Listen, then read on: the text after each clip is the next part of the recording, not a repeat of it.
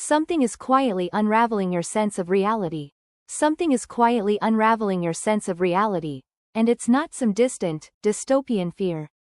It's already happening, right now, not with sirens or violence, but with a slow, ambient fade.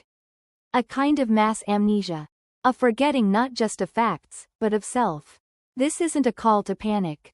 It's an invitation to notice. If you've felt mentally foggy, emotionally off, or vaguely disconnected from who you used to be, you are not alone. This isn't just stress. It's a systemic, widespread breakdown of memory, attention, and identity. And it's happening subtly, through design. Let's pull back the curtain. WW by Wewaku Wek. The invisible architecture of influence. Most people think they are making their own choices. What to read, what to feel, what matters.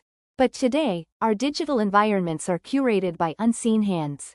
Algorithms aren't neutral. They're predictive engines designed to trigger reaction. They know when you're lonely, bored, insecure, angry. And once they do, they shape not just what you see, but who you become. These systems don't merely reflect your preferences. They actively sculpt your personality. AI doesn't wait to discover who you are. It decides what kind of person you'll be allowed to become by controlling which inputs reach your mind. What's trending, what's urgent, what's important, it's a digital mirage. A synthetic reality engineered to provoke and pacify. What we're facing is not just manipulation. It's the structural erosion of identity. The psychology of drift. Neuroscientists now confirm what many feel. Constant digital stimulation prevents the brain from processing and storing memories. Without periods of undistracted reflection, your experiences can't integrate into long-term memory. You become a tourist in your own life, unable to recall last month's conversations, unable to name what you feel. This isn't just being busy. It's cognitive fragmentation. Psychologists call it cognitive drift.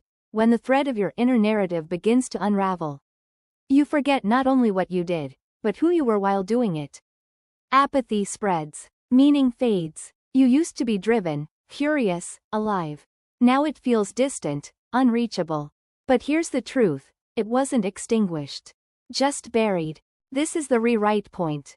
The final symptom isn't panic, it's numbness. Apathy, agitation, silence. When your nervous system is overstimulated long enough, it burns out. And at that moment, right when you feel the most passive, you're vulnerable to being rewritten. To having your identity reconstructed by someone else's narrative. But if you're reading this and something inside you stirred, that's a sign. You haven't been erased. You've just forgotten. And memory, true memory, can find its way home. The 6 steps back to yourself. Here's how to begin remembering. Not everything at once, just enough to come back to center. To clarity. Step 1. See the fog. Begin noticing when you're in the trance. Every scroll, every reflexive reach for your phone, track it. You don't need to resist it.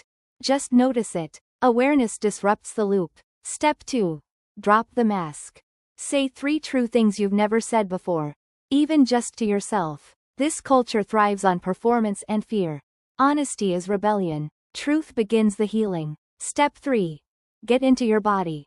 Close your eyes. Feel your breath. Hear your ribs move. This body isn't a machine. It's your instrument of sensing reality. Reconnect with it like it's sacred. Step 4. Recover the buried. What dream did you exile? What passion went quiet? It's not gone, it's just hidden beneath the noise. Go looking. It still remembers you. Step 5. Make the ordinary sacred. Speak slowly. Watch your words. What you repeat shapes your neural architecture. That's not mysticism, it's neuroplasticity. The brain reconfigures based on what you repeatedly attend to. So attend wisely. Step 6. Leave a trail. Write 1 sentence on paper. Tape it to your mirror, your fridge, your desk. Something like, I was here, and I remembered. It might sound silly. It's not. It's a flare in the fog, proof of life. Before you go back into the noise, pause, and ask yourself, what parts of me have I already forgotten? What instincts stopped speaking? What dreams grew small? What pieces of myself have I lost? Not because I changed, but because I stopped remembering. Now answer each of those with, did I let them slip away? Or did something take them from me? You were never fully erased. Memory doesn't vanish all at once. It's chipped away, tiny compromise after tiny compromise, until one day you wake up, and the shape of your mind feels foreign. But if you start asking the right questions, if you sit with the silence instead of fleeing it, you'll start to hear something again. A voice, a flicker, a fire you didn't know still burned. That is yourself, not broken, just hidden. And here's what the system hopes you never figure out. If they fracture your memory, they can fracture your identity. And if your identity fractures, they no longer need to control you.